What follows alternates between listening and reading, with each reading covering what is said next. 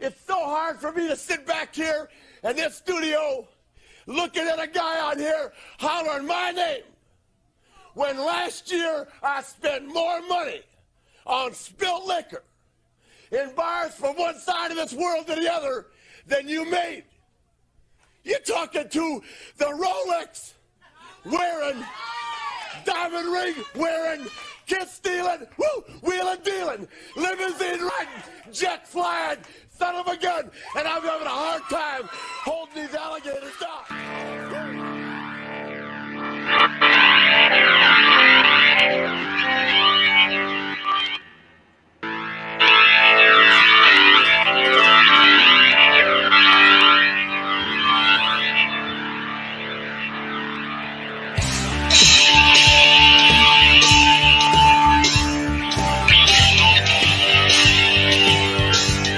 And now, the two shitheads welcome you to Pro Wrestling Extreme Talk.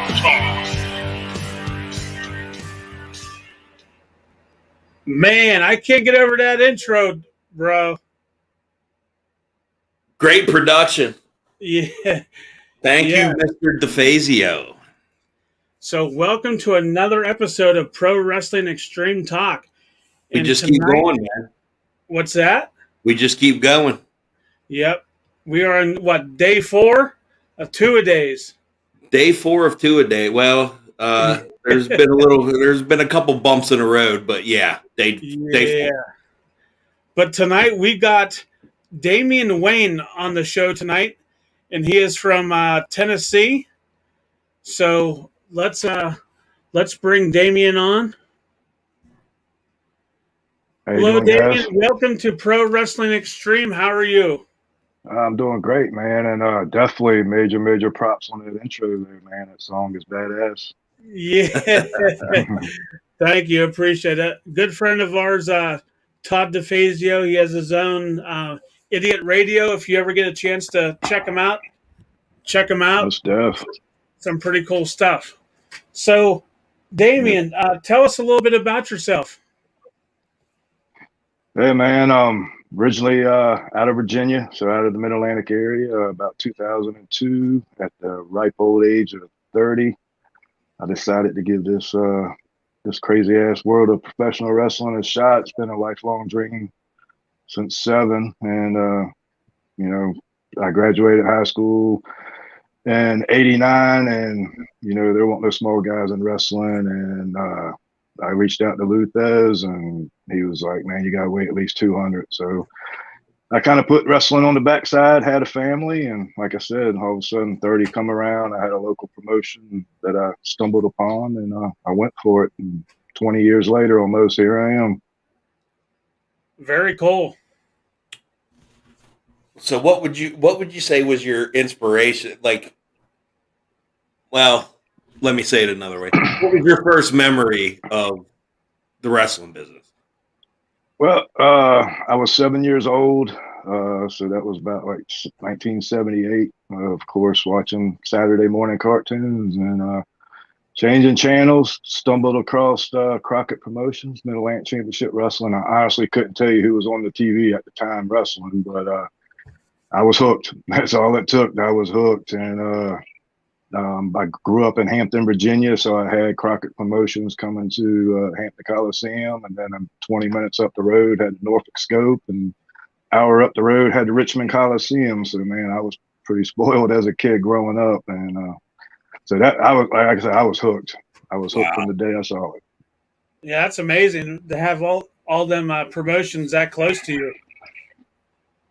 Yeah, well, it was all, Mid-Atlantic Championship Wrestling, NWA, but it was right there in the heart, Virginia, North Carolina, pretty much the heart of them 80s wrestling and stuff. So I was spoiled. Yeah, absolutely. So who would you give credit to breaking you in?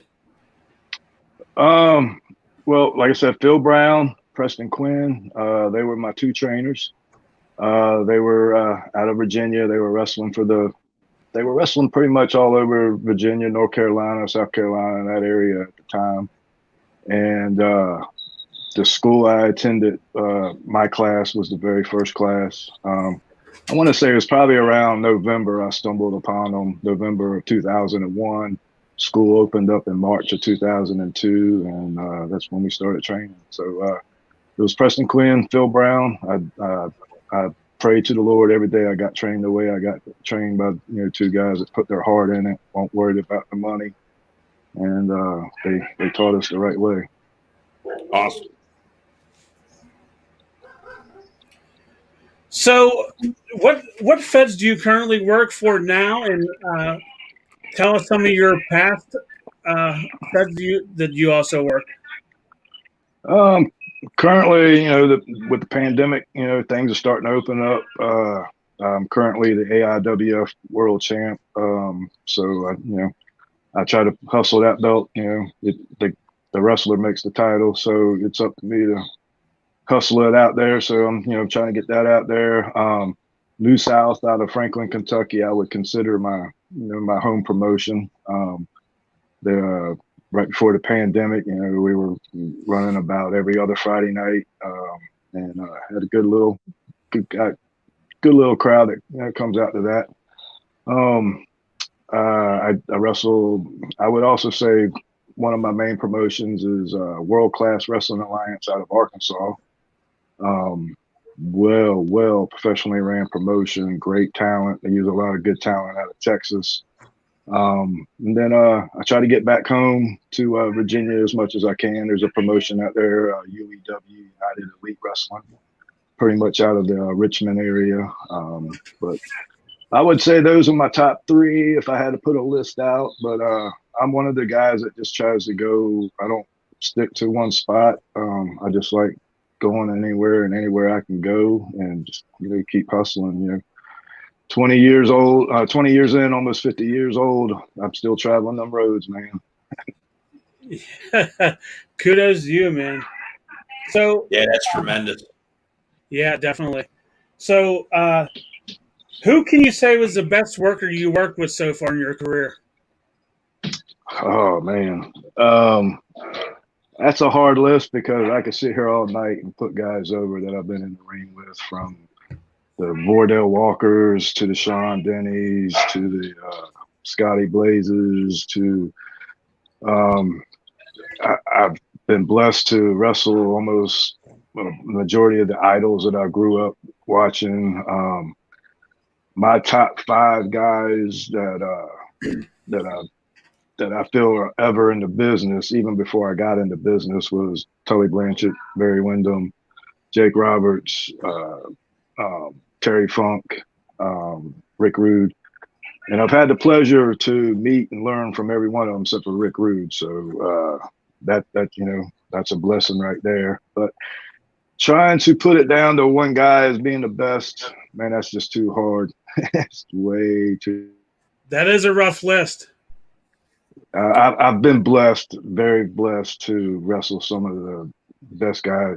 I've been in the ring with the Samoa Joes and the Cesarzos and the Nigel McGuinnesses and guys like that. So I've been very blessed with the people I've been able to get in the ring with. You've worked those guys? Yeah. This is actually my second run with the AIWF title, but when I first won it, my very first title defense was against Samoa Joe. I got to work a 4-way for the Ring of Honor world title against Nigel, Claudio, and Brent Albright. Damn. I've wrestled Adam Pearce many, many times for the NWA world title, one time to a legit 60-minute draw. Yeah, I've been blessed, man. Very, very blessed. Wow. Those are some names. Holy shit. Yeah, like I said, I could be here all night. My very first name I ever worked in the business and cage match ever was against Ricky Morton. Just things like that I can die a happy man right now, take to the great memories I can take with me. Man, you're not shitting. Man. Very, very accomplished. Very accomplished. So there's a lot of good names right there. You care to get, we have a thing that's called #shithead. Would you care to tell us who the biggest shithead was that you were in the locker room with, or worked with, or encountered in the wrestling business? there's, there's a few of those, but I would say the biggest one, and anybody that knows me would probably know that I would say this answer is a ex-partner of mine, named Lance Erickson. We were the Lords of Chaos for 3 years for the NWA. We busted our ass. I mean, you talking about traveling the roads for those 3 years, we probably put close to about 178,000 miles on his car. Just busting our butt, trying to at least put our names in for the NWA World Tag Team titles. And that's right when New Japan came over to Texas and did a big 2-day camp and this and that. And they loved us, man. And we were booked to go to New Japan. I still have the email to look at just every once in a while. But, we were booked to go to New Japan and beat Tenzan and Kojima for the World Tag Team belts and bring them back to the States. And this damn fool lied for like 3 months about getting a passport. He couldn't even get a fucking passport. Excuse my language, but yeah, wow. couldn't even get a passport. So, NWA World Tag Team titles just ripped right away from my hands with nothing, all out of my control. So for his stupidity, he fucked you over basically.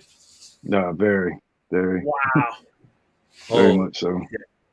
So, out of all the names that you just listed, and what would you say would your biggest accomplishment be out of everything that you've done in your 20-year career? What would you say your biggest accomplishment would be?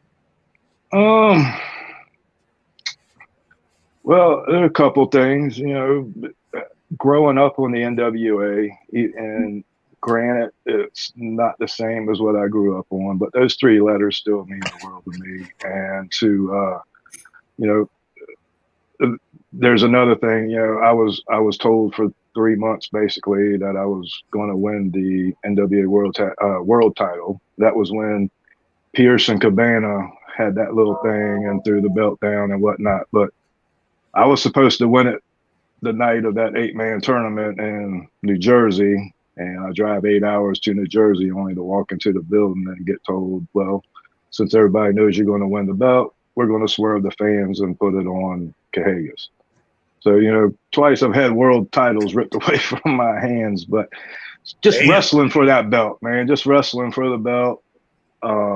That's a major accomplishment, just to wrestle for the same belt that Ric Flair and Dusty Rhodes and them guys held.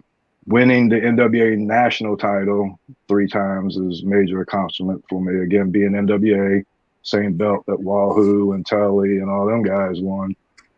And I got to wrestle twice at the Hampton Coliseum for extra work with WWE. So be able to wrestle at the Hampton Coliseum where I grew up. I remember being 10, 11, 12 years old telling my friends, I'm going to wrestle here one time. You watch. So yeah, I'd say those are probably, they're right up there. Those are my top accomplishments. And then like another thing I tell people is, my reputation in the business and from my peers is, means more to me than any titles or any matches or anything else like that. So some big accomplishments, definitely. You got a hell of a resume. Holy shit. I definitely can't complain about my career, man. I mean, wrestling has been amazing to me in every way possible. So, so you've been wrestling 20 years. Do you see that your career is going to be winding down soon? Nah. All right. So with that said, where do you see yourself in 2 years in your career? Probably doing the same thing, man. I'm getting in at 30. I basically really knew there wasn't going to be a contract. So all this stuff that's happened to me is just icing on the cake. So I'm at the point now where I'm one of those vets that loves to help. So I even new promoters that try to book me, I always ask them, hey, don't, I know I got somewhat of a little bit of a name recognition, but so use that the right way and use me to help put over your young guys. Help. I want to build and help young guys come up. I'm not worried about any more accomplishments. I ain't worried about none of that. Wins, loss, none of that means anything. The more guys I can help be better in this business and put in the ring, then I'm happy. So as long as I can keep doing that, then I'll do it until I can't walk no more. That's awesome, man. If you would have any regrets, what would the biggest regret be? Not getting in sooner. Not. I honestly, I knew NWA, I knew WWF, I knew all that, but I honestly did not have a clue about independent wrestling that early, that far back. So if I could have got in when I graduated when I was 17. I called Luthez on my graduation day. So that was like 17 years old. If I could have got into wrestling at 18, 19, 20, like a lot of these guys are now, there's just no telling. There's no telling. But I was also a baseball head too, so I thought I was going somewhere with baseball, and I was trying to ride that out also. So there you go. Nothing wrong with baseball either. No, that's my second passion there. Yeah, there you go. All right, so our next segment we like to call Off the Top. We're going to name 10 wrestlers, and first thing that comes to the top of your head, just describe it. All right. All right. Jay, you want to go first? Sure. All right, go ahead. All right, Dusty Rhodes. Childhood. Childhood babyface. Magnum TA. Hometown hero. Okay. All right. Bobby Eaton. Oh man, freaking amazing. Amazing in every way possible. I could watch him work every all day long. Arn Anderson. Same thing. Could watch him all day, and his podcast is probably the best podcast out there right now. I love that podcast. Yeah. You mean besides ours, right, Damien? Do what now?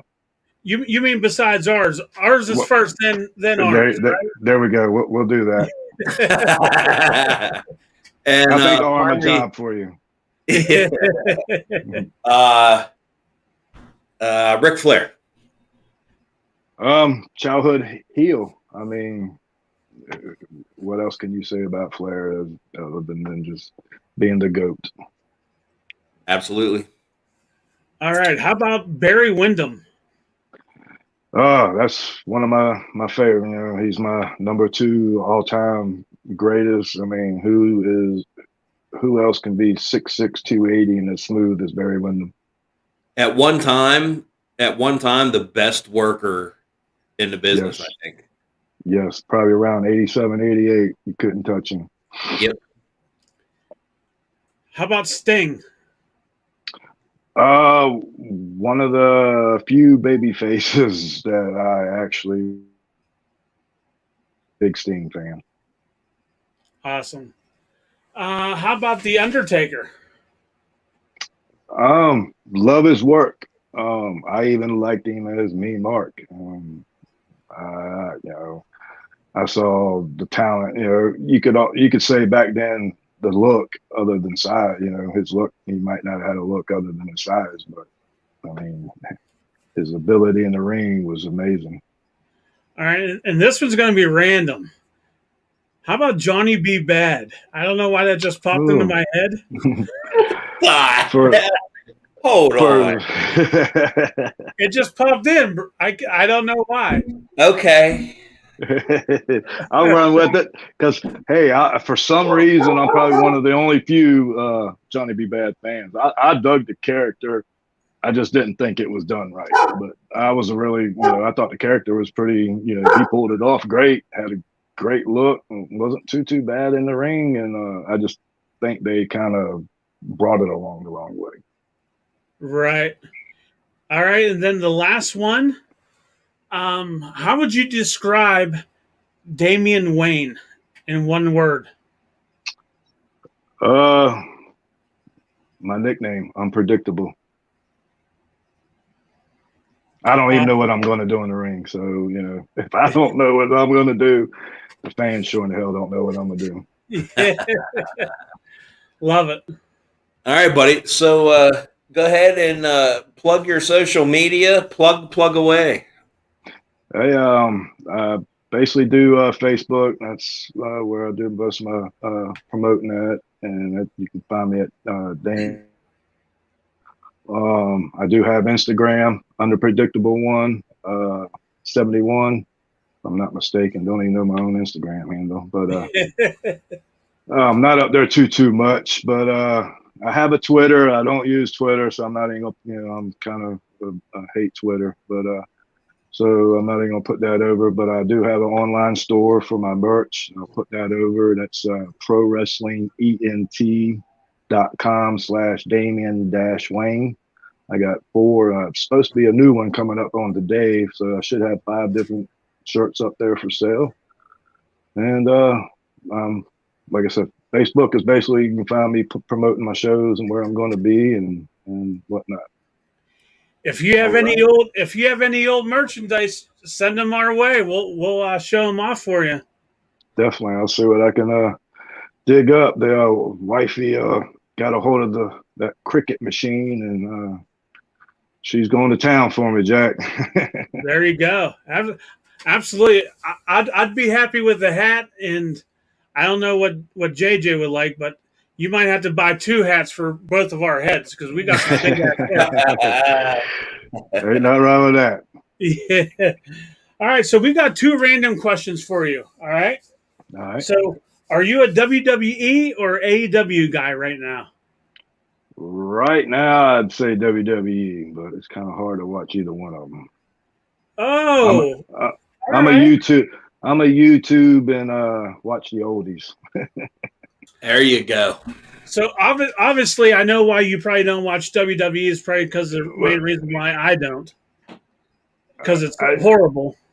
I mean, both of them's horrible. There's certain guys I'll still watch. If when Randy Orton's on TV, and I know that I'm watching Randy Orton. And then there's a few other guys I love watching Cesaro work. A few guys that I like. I'll watch them work, but just sitting down and watching the show and actually knowing what's going on, it's too hard for me to follow. I just rather pop on YouTube and watch the Terry Funks, the Bruiser Brodies, and guys like that. So let me ask. It's a hard watch. Mm-hmm. Let me ask you this: why don't you like AEW? Because it sucks. Shut your mouth. I'm not a fan of that style. I'm not against any style. It's just it's not my. I look at guys like they take FTR, who are 2 incredible workers, and I mean, look at them now. I mean, it's like you listen to Corny and Corny feels the same way. They're just killing people, killing great talent, trying to work that style and that method. Never going to put down the talent themselves. The talent, they're amazing guys. I mean, every one of them in the ring, the majority of them, all can freaking go, but I just don't think they have any leadership. It's what's the old too many chiefs and not enough Indians. Everybody's trying to be a leader and all that. And you can't have that. You gotta have the captain, somebody running the ship and keeping everybody under control. So definitely. So the last random question is: Are you a wing eater, chicken wing eater? Yeah, I like my wings. What's your go-to flavor? I like the sweet and spicy. So anything that has that sweetness to it, but then leaves that like, whew, God, let me get some water, you know. Yeah. So I don't like them too spicy, but I like some kick to it. Yeah, definitely. That's right up your alley, Jay. Yeah, I like it. Yeah. Mhm. All right, man. So before we let you go, how about cutting us a 30-second promo about being on Pro Wrestling Extreme Talk tonight? All right, definitely will, man. All right, guys, this is the unpredictable one, Damien Wayne, and we are here tonight on Extreme Talk Wrestling Podcast with JJ Striker, two badass guys and just badass like Damien Wayne. So check them out, man. You got some top talent that they bring on, and they'll bring and answer the toughest questions. And let's just give them a shout out, guys. Thank you very much. Thank you. Yes, sir. So- Pleasure. We appreciate you taking time out of your day and coming on Pro Wrestling Extreme Talk, and we hope to have you back on sometime in the future again. I appreciate it, guys, and I just want to thank guys. I always thank guys like y'all that always give us a platform to get ourselves over, talk our wrestling and stuff like that. So I definitely always thank guys like you guys, man. I appreciate you, and just keep doing the hard work for us. Appreciate you, Awesome. man. Thank you. We appreciate that, and good luck with the rest of your career. I appreciate you. Thank you. And don't forget to hit us up for some merch. We'll take some merch. Definitely, man. Y'all inbox me your address, and I'll send you some tips. Sounds Will good, do. my man. Definitely. Thank you, sir. You have a great night. Yes, sir. Wow, what a resume, huh? Holy hell. Man. Quite a career. And he's not done. No, man. And whew, Barry Windham? Yeah. Whew, man. Yeah, Crazy. good for him. Absolutely. So yeah, that was very interesting. Yeah, definitely. Very informative. Yes, for sure. So it is tonight is Thursday, Jay. So tomorrow is Friday. We are heading to the Steel City Con in close to Pittsburgh, Monroeville, Yeah. and we're gonna, spend the day down there. And I'm going to see Britt Baker. I don't know who who you want to see. Britt Baker, DMD. I'm pretty interested. Yes, absolutely. Either way, we're going to have a good time. I'm sure I'm going to spend a bunch of money that I probably shouldn't. But Yes. And don't forget, tomorrow's Friday. It's the weekend. You need to stop in. Anybody needs to stop and get their beer for the weekend. Stop at Habits Beer and Tobacco. Look at that. That is a human billboard right there. Look at that. Habits Beer and Tobacco. I'm actually going to get that tattooed across my chest. How big is that tattoo going to be? It'll be big. Habits Beer and Tobacco, 960 Franklin Street. Yeah. And then after you pick up your cold beer, wine coolers, twisted tea, whatever the hell you want to pick up at Habits Beer and Tobacco, stop at Tulloon's, Living a Dream Bar and Grill, 90 Lule Street in Geistown, and get some wings, get some food for the weekend. Best damn wings in town, hands down. I'd have to agree with you on that one. I mean, not that I'm a chicken wing man or anything, but I've never seen you eat too many. no, too many is not enough. No, just the you do the bare minimum. Yeah. Story of my life. Mm-hmm. All right, so that is we're down one, and we got one more to go for tonight. And I'm excited. I'm looking forward to it.